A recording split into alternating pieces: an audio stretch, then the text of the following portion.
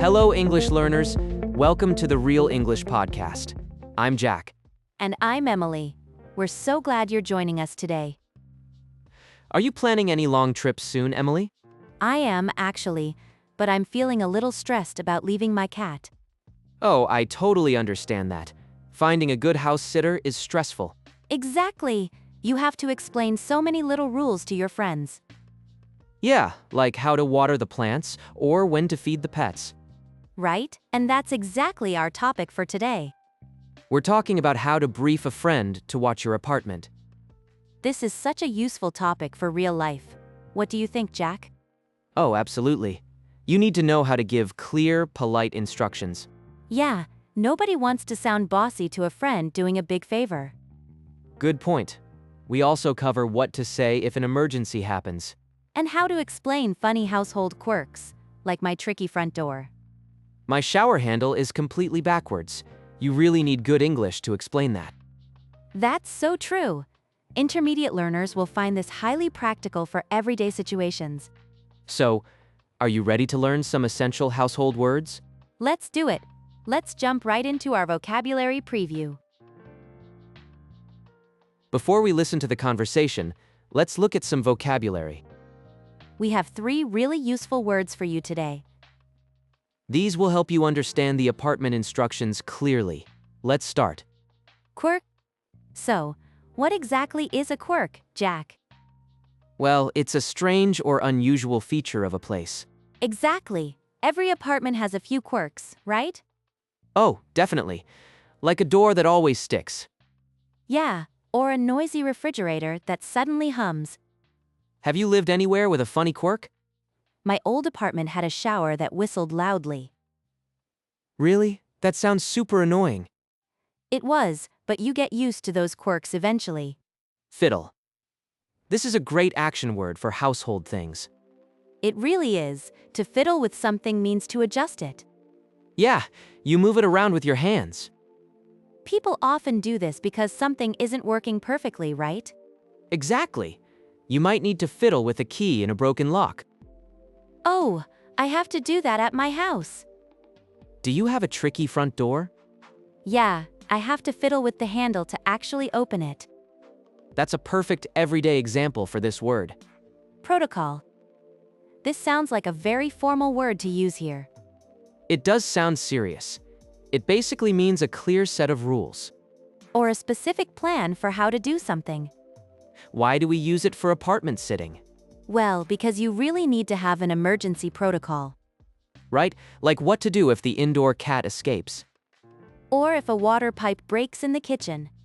Have you ever needed to use an emergency protocol? Once the power went out while I watched a friend's dog. Oh no. Did you know the proper protocol? Luckily, my friend left me the building manager's phone number. That's a very smart protocol to have ready. Now that we know the words, let's hear them in action. Exactly. It's time for the dialogue.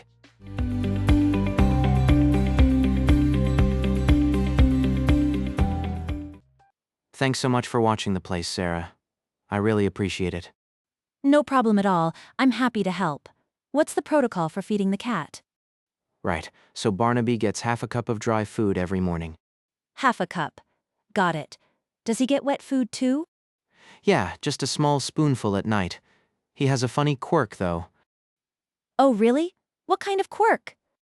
He only eats if you place his bowl right next to the fridge. That's hilarious. Next to the fridge, got it. What about the plants? They just need a little water once a week. The watering can is under the sink. Easy enough. Are there any tricks to turning on the TV?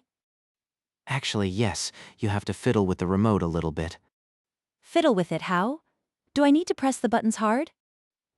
Yeah, the power button sticks sometimes. Just press it twice, very firmly. Press twice firmly. I can absolutely handle that. Anything else I should know? That's pretty much it. Please just make yourself at home.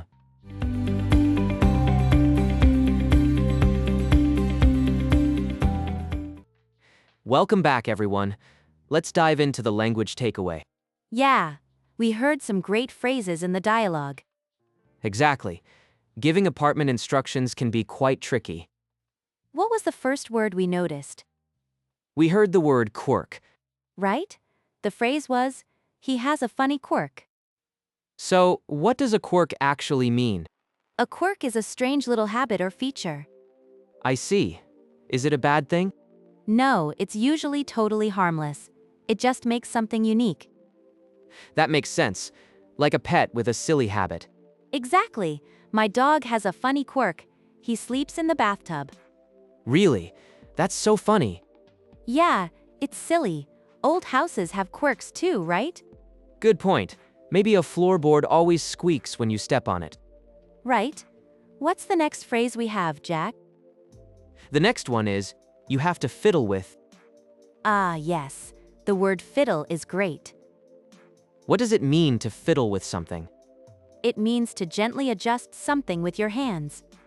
Right. You move it around until it finally works. Like an old key in a difficult lock. Exactly. Have you ever had to fiddle with a tricky lock? Yes, my front door is exactly like that. I know that feeling. You just have to jiggle it. Yeah, you fiddle with it to open the door. What's the last phrase we should cover today? The phrase is, what's the protocol for? That sounds very serious. What's a protocol?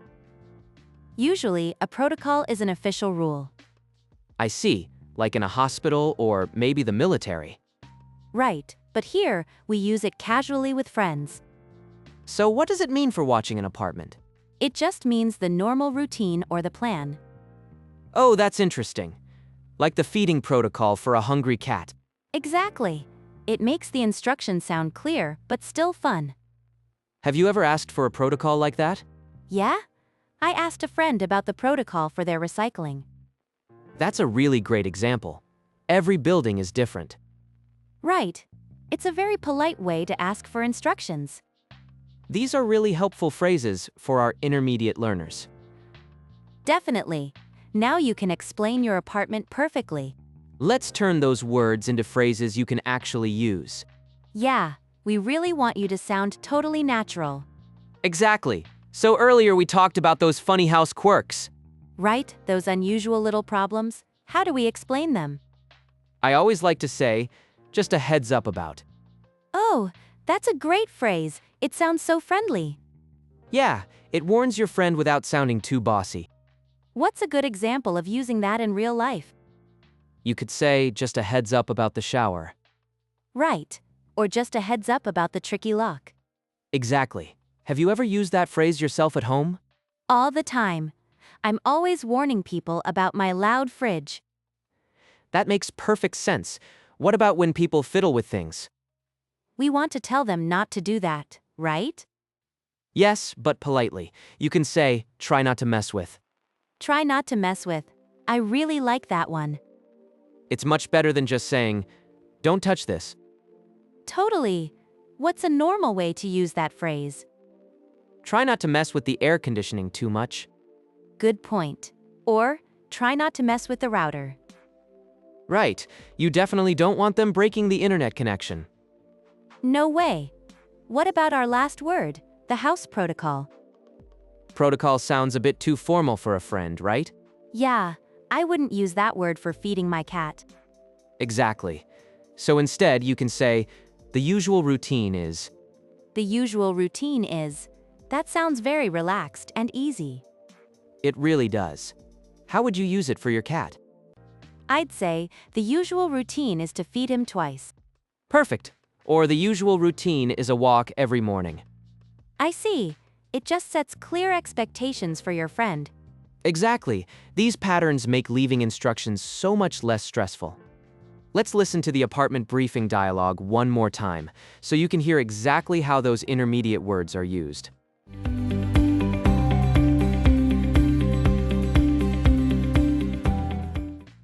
Thanks so much for watching the place, Sarah.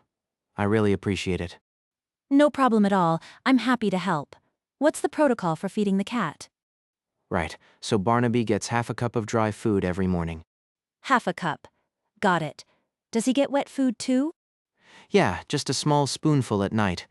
He has a funny quirk, though. Oh, really? What kind of quirk? He only eats if you place his bowl right next to the fridge. That's hilarious. Next to the fridge, got it. What about the plants? They just need a little water once a week. The watering can is under the sink. Easy enough. Are there any tricks to turning on the TV?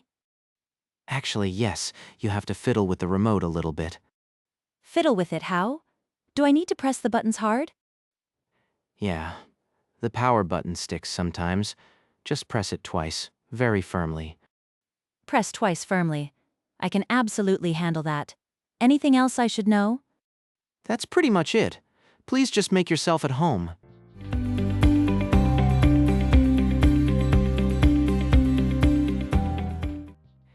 That dialogue replay is always so helpful.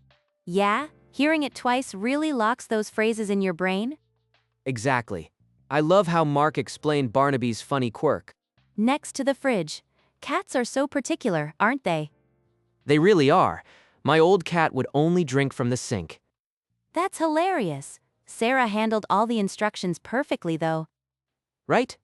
She asked great questions about the pet protocol and the TV tricks. Now it's time for you to practice speaking. That's right.